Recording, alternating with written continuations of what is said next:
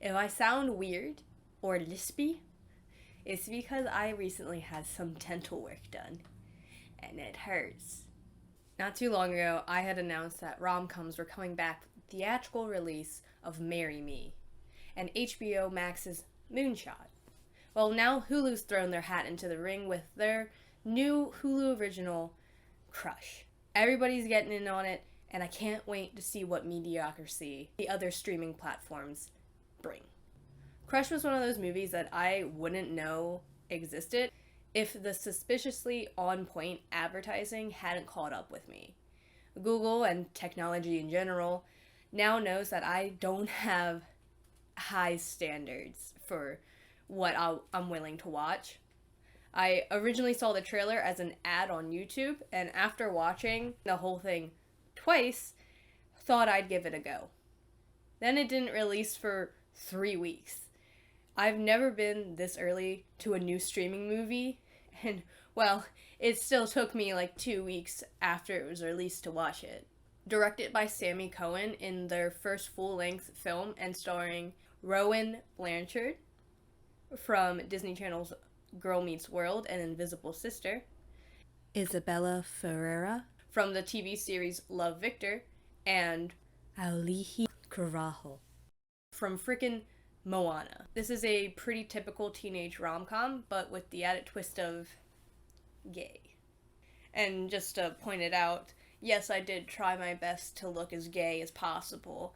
I was very torn between the baseball cap and the flannel, so I decided to do both and just threw on my best rainbow look because why the frick not? I did try adding sparkles, but they just don't really catch in this overcast light. The plot synopsis goes as follows. When a young artist is forced to join her high school track team, she uses it as a chance to pursue the girl for whom she's been harboring a crush. But she finds herself falling for an unexpected teammate and discovering what real love feels like. I'm discovering what words I cannot pronounce as I go through my script. This is very fun. Again, it's nothing too out of the ordinary for a teenage rom-com. You know, I love a teenage rom-com. I don't like teenage rom-coms. Let's get into it.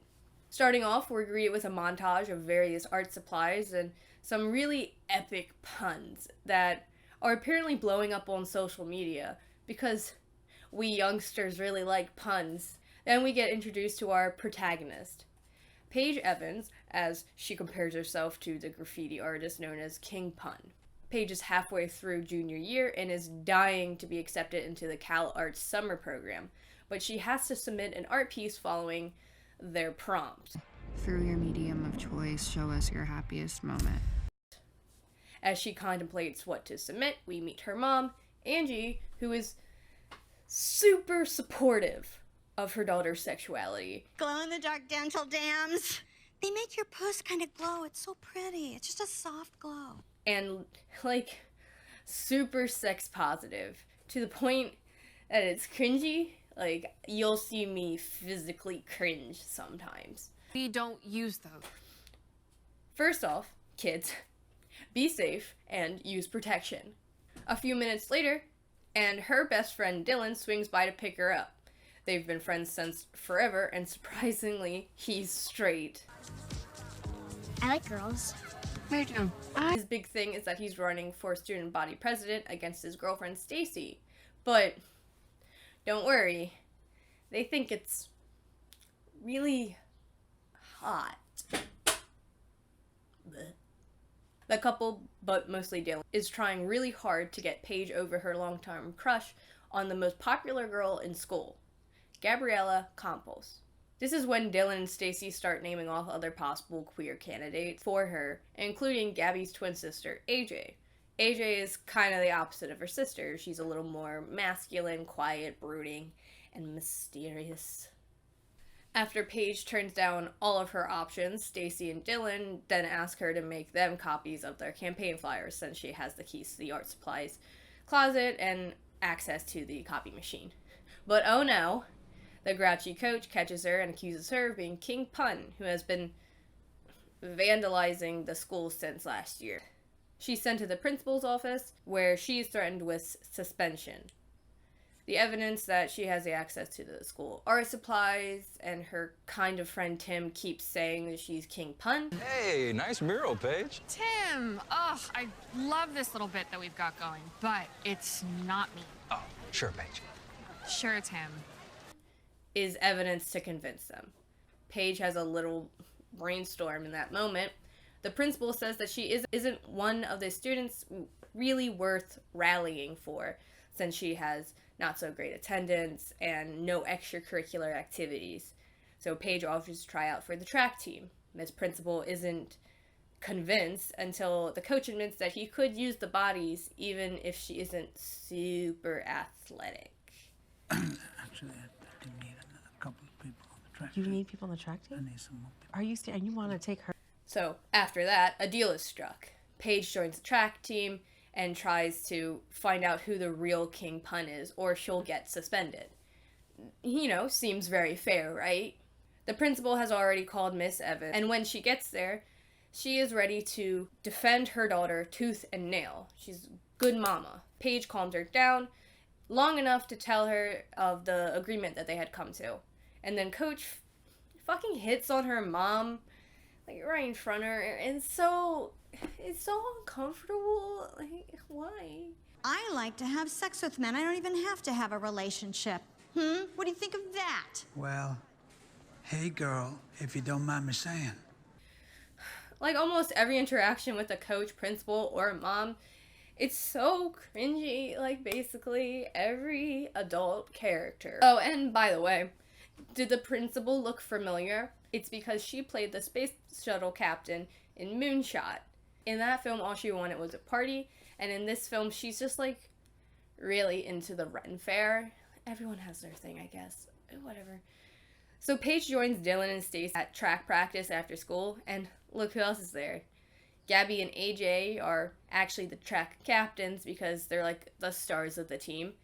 The coach has instructed them to find an event that Paige doesn't completely suck at. We then are gifted with a silly montage of Paige just completely blowing it at everything before they finally get her to just join the relay. Why they didn't put her in a straightforward running event in the first place, I don't know. They had her trying to vault and, like, jump. Like, look at this girl and say that you couldn't just get her to run 50 feet. After it's decided, AJ points out that her time is still 4 seconds too slow to qualify, so Paige suggests someone coach her. Obviously hoping for Gabby, she's disappointed when the coach assigns AJ to help her. Real bummer there.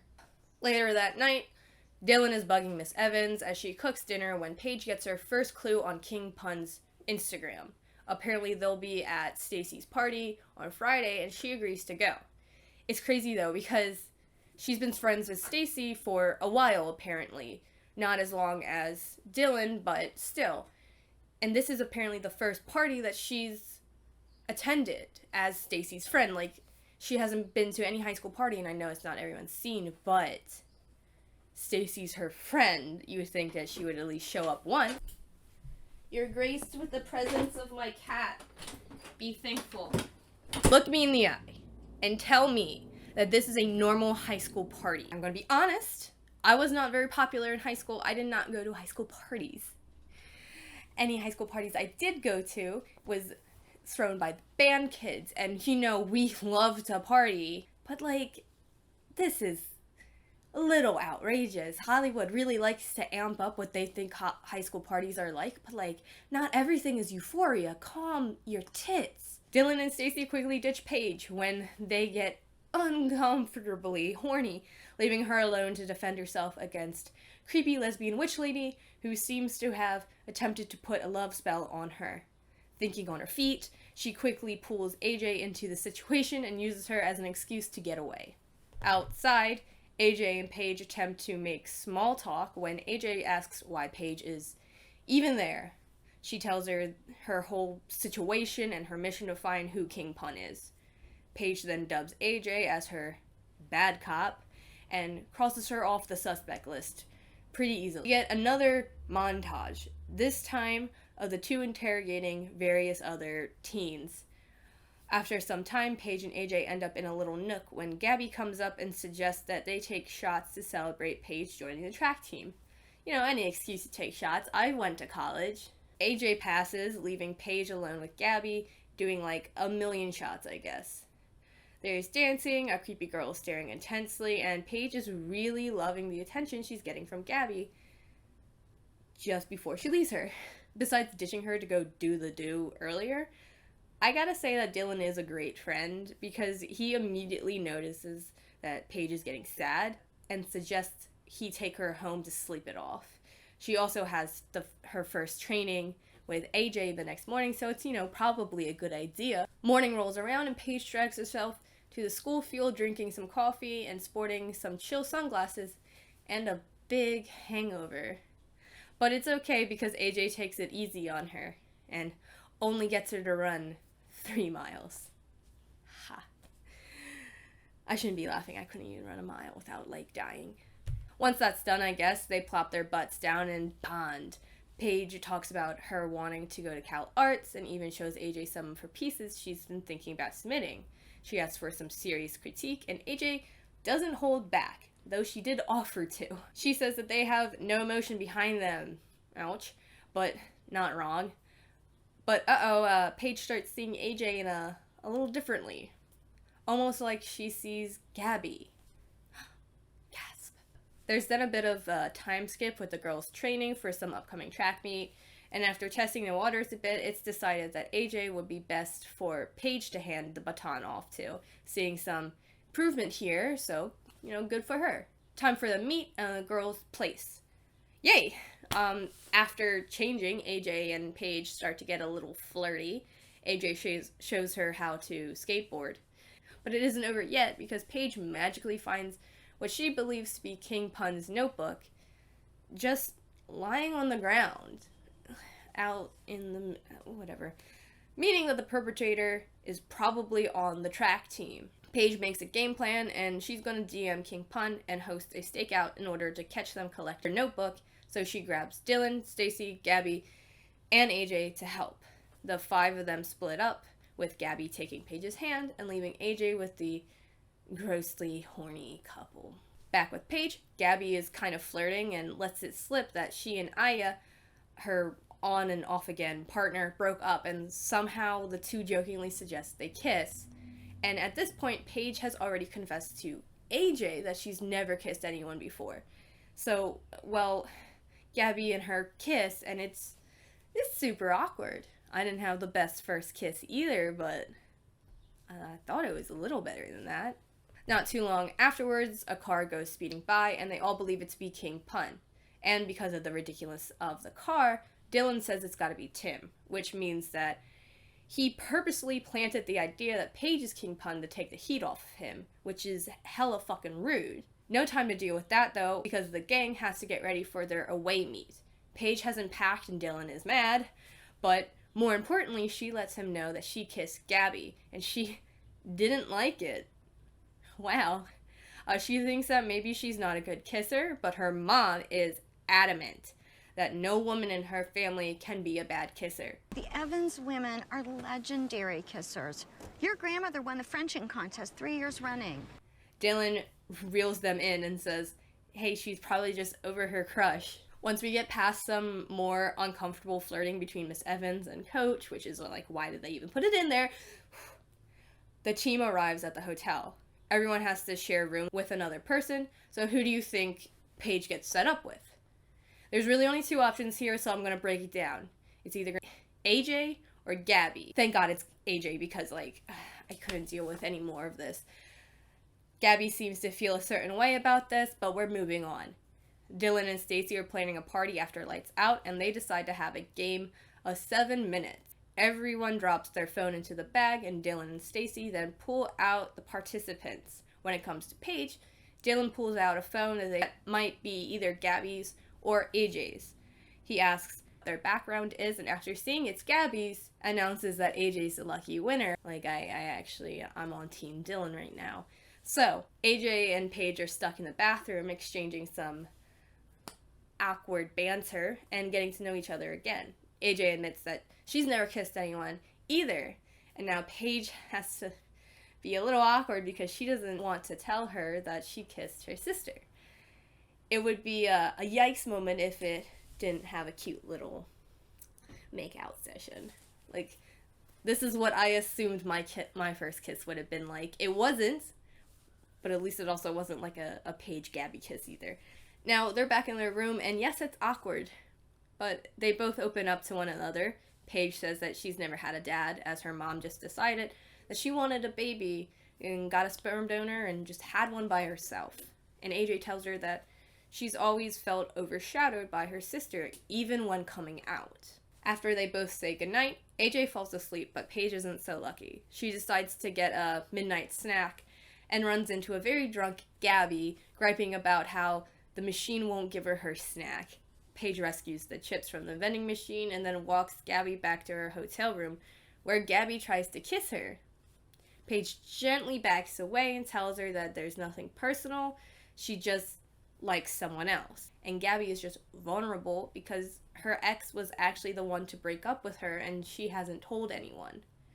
The next day at the big meet, Paige is looking for AJ to confess and tells Dylan everything. Dylan talks some sense into her and just says, go run your race and talk to AJ later.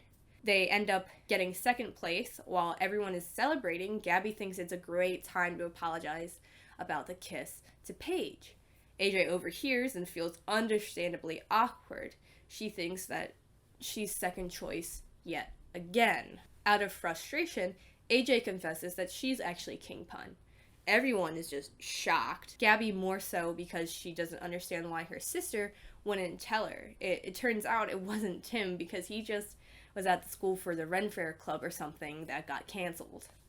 For the next few days, AJ just ignores Paige. She's distraught because she wants to try to explain herself, but it's no use. Now Paige has decided to take the fall for AJ and just deal with the suspension.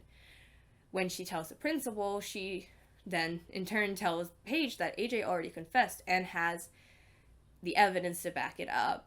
She's been suspended until the next semester. We know you're not King Pun, okay? AJ Campos came in about an hour ago and she confessed everything. Wait, what? Do you want to get suspended too?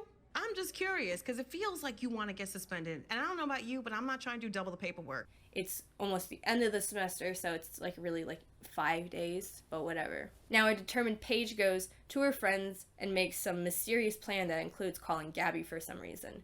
Trying to be a good sister, Gabby brings AJ to school the next day, even though she's suspended, for the big election results. Paige left a trail of adorable and punny signs apologizing. At the assembly, Stacy predictably wins because everyone's been saying that she was going to win, and announces that her first project to be the beautification of the school's boring walls. It's about time we took a page out of King Pun's book and filled these school walls with color and life. It's time we reinvested in art, no matter what the administration says. I voted for you, bitch. Basically painting a bunch of murals around the school, effectively making King Pun not a vandal anymore. Out comes Paige to tell AJ her true feelings and review the mural that she made of all of her happiest moments with AJ. It'll also serve as her submission to the Cal Arts summer program. The principal unsuspends AJ. AJ and Paige kiss. Yo, can y'all speak up, man? We can't hear you. Shut up, Tim! Sorry. What do we do? I think if we kiss, they'll get the idea. Okay. And Miss Evans goes to get busy with the coach in his office. Gross. Fun with this bad boy in your office later on. And by later on, I mean in 90 seconds. We should go.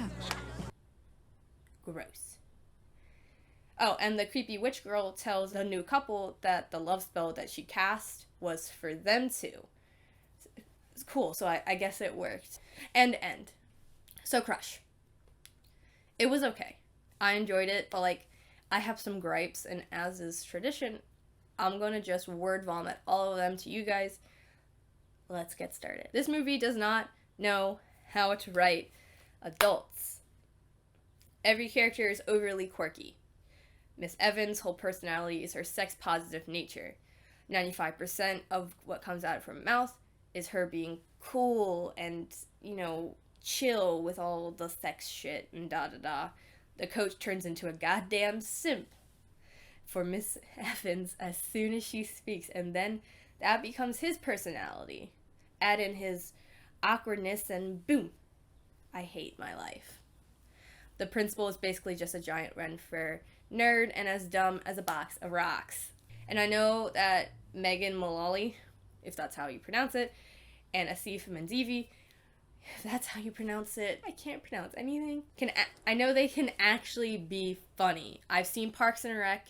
Megan is kind of the same character, but just better. And Asif was in The Proposal, and I fucking loved his character. It's not just the adults, though. Stacy and Dylan are just horny as hell and kinky in a way that makes me want to shrivel up and die. All the other queer people had, like, one trait. Thank God it's not their queer identity. That was, like, what they were then. Aya was the influencer, and only that. And Chantel was a creepy Wiccan stalker, and only that. One thing that my partner and I could not get over is that Paige and Gabby look more like sisters than AJ and Gabby. It might be because Cravajo, I can't pronounce her first name, I'm so sorry, is Hawaiian and not Hispanic.